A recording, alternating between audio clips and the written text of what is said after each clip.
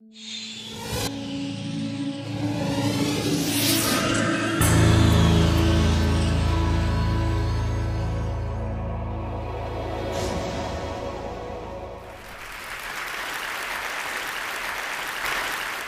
afraid I'm one of those speakers you hope you're not going to meet at that. First, I don't have a mobile, so I'm on the safe side. Secondly, political theorist who is going to talk about the crisis of democracy is probably not the most exciting topic you can think about. And plus, I'm not going to give you any answers. I'm much more trying to add to some of the questions we're talking about. And one of the things that I want to question is this very popular hope these days that transparency and openness can restore the trust in democratic institutions. There is one more reason for you to be suspicious about me. You people, the Church of Tet, are a very optimistic community. Basically, you believe in complexity, but not in ambiguity. As you have been told, I'm Bulgarian. And according to the surveys, we are among the most pessimistic people in the world. The Economist magazine recently wrote an article covering one of the recent studies on happiness, and the title was "The Happy, the Unhappy, and the Bulgarians." So now, when you know what to expect, let's give you the story. And this is a rainy election day in a small country. That can be my country, but could be also your country. And because of the rain, till 4 o'clock in the afternoon, nobody went to the polling stations. But then the rain stopped. People went to vote. And when the votes have been counted, the 3/4 of the people have voted with a blank ballots. The government and the opposition, they have been simply paralyzed. Because you know what to do about the protest, you know whom to arrest, whom to negotiate with. But what to do about people who are voting with a blank ballots? So the government decided to have the elections once again. And this time, even a greater number, 83% of the people voted with a blank ballots. Basically, they went to the ballot boxes to tell that they have nobody to vote for. This is the opening of a beautiful novel by José Saramago called Seeing. But in my view, it very well captures part of the problem that we have with democracy in Europe these days. On one level, nobody is questioning that democracy is the best form of government. Democracy is the only game in town. The problem is that many people start to believe that it is not a game worth playing. For the last 30 years, political scientists have observed that there is a constant decline in electoral turnout, and the people who are least interested to vote are the people whom you expect are going to vote to gain most out of voting. I mean the unemployed, the underprivileged.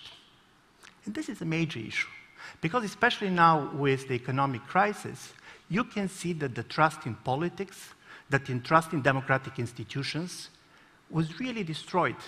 According to the latest survey being done by the European Commission, 89% of the citizens of Europe believe that there is a growing gap between the opinion of the policymakers and the opinion of the public. Only 18% of the Italians and 15% of Greeks believe that their vote matters. What basically people start to understand that they can change governments, but they cannot change policies. And the question which I want to ask is the following: how it happened that we are living in a societies which are much freer than ever before? We have more rights, we can travel easier, we have access to more information. At the same time, the trust in our democratic institutions basically has collapsed. So basically I want to ask, what went right and what went wrong in these 50 years when we talk about democracy?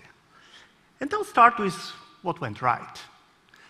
And the first thing that went right was, of course, these 5 revolutions which, in my view, very much changed the way we're living and deepened our democratic experience. And the first was the cultural and social revolution of the 1968 and 1970s, which put the individual at the center of politics.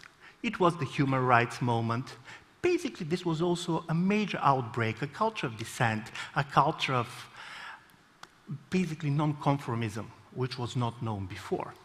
So I do believe that even things like that are very much the children of '68, nevertheless that most of us have been even not born there.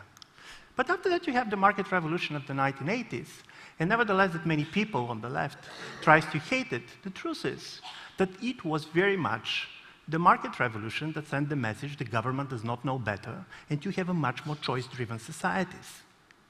And of course you have the 1989, the end of communism, the end of the Cold War, and it was the birth of the global world. And you have the internet. And this is not the audience to which I'm going to preach to what extent the internet empowered people. It has changed the way we are communicating, and basically we are viewing politics. The very idea of political community totally has changed. And I'm going to name one more revolution, and this is the revolution in brain sciences, which totally changed the way we understand how people are taking decisions. So this is what went right. But if we're going to see what went wrong, we're going to end up with the same 5 revolutions. Because first you have 1960s and 1970s cultural and social revolution, which in a certain way destroyed the idea of a collective purpose. The very idea, all these collective nouns that we have been taught about, nation, class, family, we start to like divorcing if we're married at all this was very much under attack. And it is so difficult to engage people in politics, which they do believe that what really matters is where they personally stand. And you have the market revolution of the 1980s and the huge increase of inequality in societies. Remember, till 1970s, the spread of democracy has always been accompanied by the decline of inequality.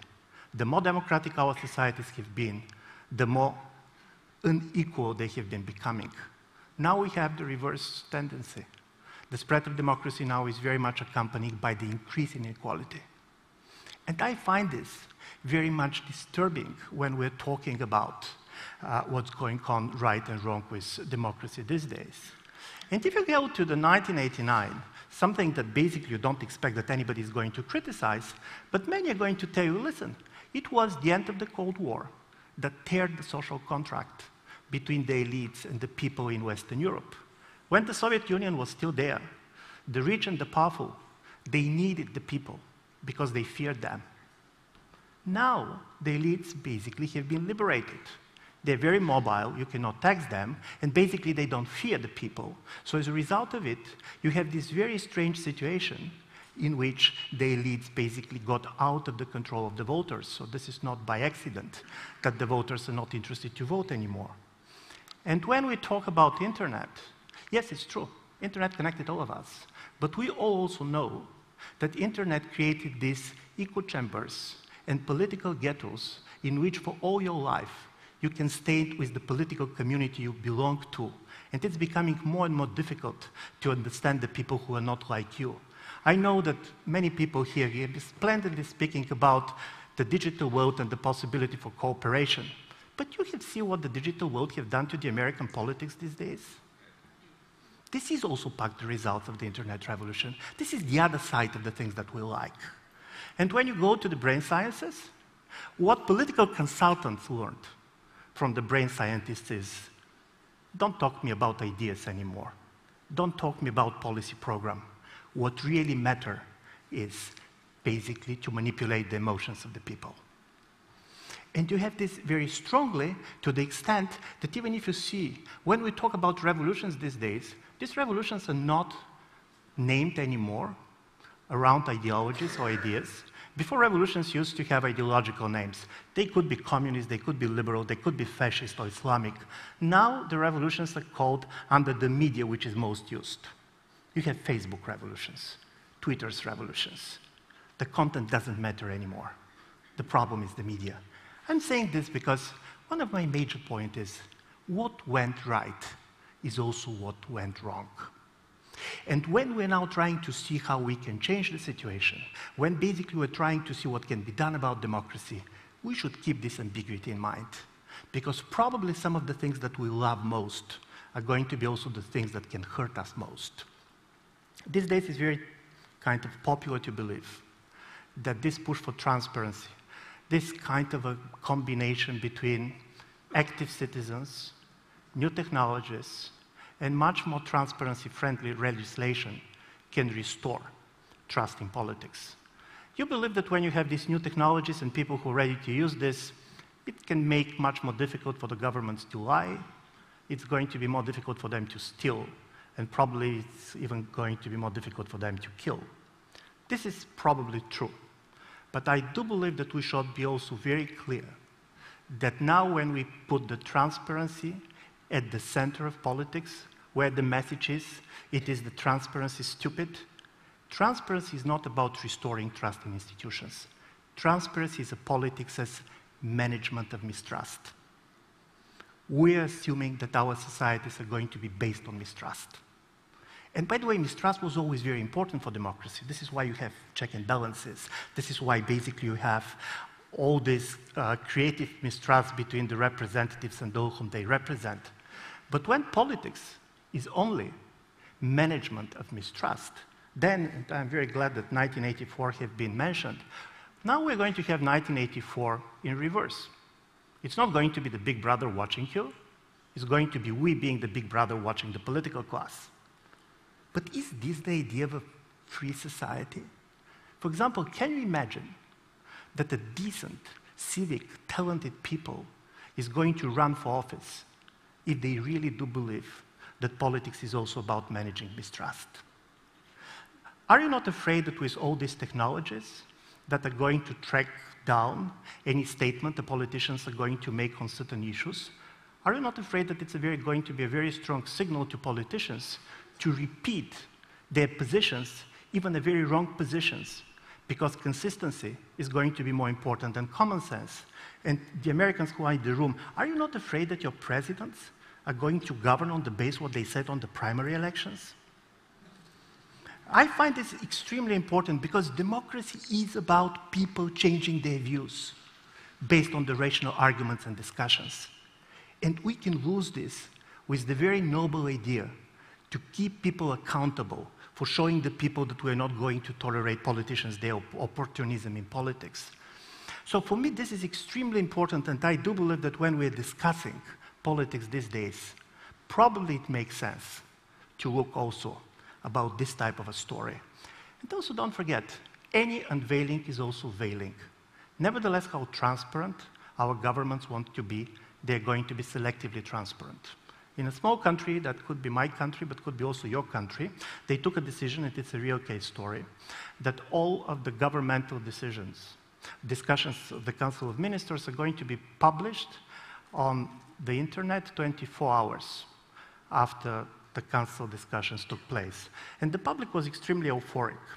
So I had the opportunity to talk to the Prime Minister why he took this decision. And he said, listen, this is the best way to keep the mouths of my ministers closed. Because it's going to be very difficult for them to dissent, knowing that 24 hours after, this is going to be on the public space. And this is, in a certain way, going to be a political crisis. So when we talk about transparency, when we talk about openness, I really do believe that we should keep in mind is that what went right is what went wrong. And this is Goethe, who is neither Bulgarian, no political scientist. Some centuries ago, he said, there is a big shadow where there is much light.